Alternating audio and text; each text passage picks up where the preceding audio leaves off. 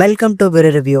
இந்த வீடியோல தமிழ்ல இருந்து எடுக்கப்பட்ட ஒரு புத்தம் புது கிரைம் த்ரில்லர் திரைப்படமான இந்திரா திரைப்படம் எப்படி இருக்கு அப்படிங்கறத அந்த வீடியோல பார்க்க போறோம்.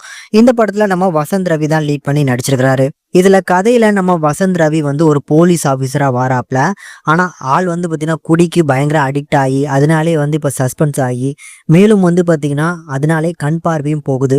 இது ஒரு பக்கம் இருக்க ஊருக்குள்ள அடுத்தடுத்து பாத்தீங்கன்னா ஒரு சில கொலைகள் நடக்குது. இந்த கொலைகள் எல்லாமே ஒரே மாதிரியான பேட்டர்ன்ல நடக்கிறதுனால இதை பண்ணக்கூடிய சீரியல் கில்லரை ஒரு பக்கம் தேடிட்டு இருக்காங்க.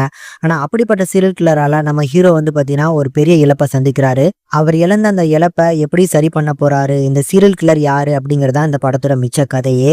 எனக்கு இந்த படம் பார்க்கறதுக்கு ஒரு டீசென்டான ஒரு கிரைம் த்ரில்லரா இருந்துச்சு. வழக்கமான ட்விஸ்ட் அண்ட் டர்ன்ஸ் எதிர்பார்த்தேன், அந்த மாதிரி நல்ல ஒரு ட்விஸ்ட் அண்ட் டர்ன்ஸுமே கொடுத்துருந்தாங்க. ஆனா இந்த படத்தோட ஃபர்ஸ்ட் ஹாஃப் வரைக்கும் பாத்தீங்கன்னா செம இன்ட்ரெஸ்டிங்கா போகும்.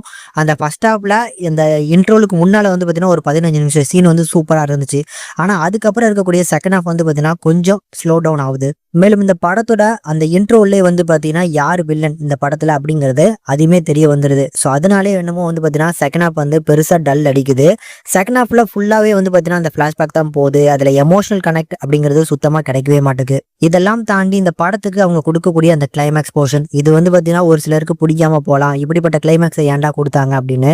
இல்ல அப்படின்னா ஒரு சிலருக்கு பாத்தீங்கன்னா இப்படிப்பட்ட கிளைமேக்ஸ் புதுசா யோசிச்சிருக்காங்க, நல்லா இருக்கு அப்படிங்கிற மாதிரி ஃபீல் ஆகலாம். உங்களுக்கு எப்படி இருந்துச்சு அப்படிங்கிறத கமெண்ட்ல சொல்லுங்க.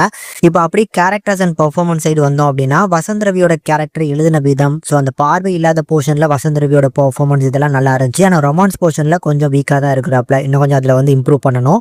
அண்ட் சுனில் எடுத்துக்கிட்டோம் அப்படின்னா ஸோ அந்த கேரக்டர் கொஞ்சம் மிஸ்டீரியஸான கேரக்டர், அதை வச்சு வரக்கூடிய போர்ஷன்ஸும் நல்லா இருந்துச்சு.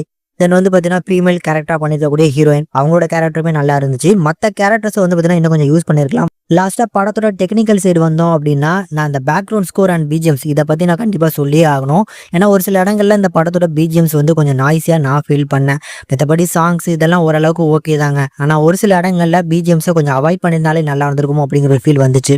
மொத்தத்தில் ஒரு சுமாரான ஒரு crime thriller genre. First half கண்டிப்பாக உங்களுக்கு இம்ப்ரெஸ் பண்ணும். செகண்ட் ஹாஃப் பார்த்தீங்கன்னா ஒரு ஏமாற்றம் தரலாம்.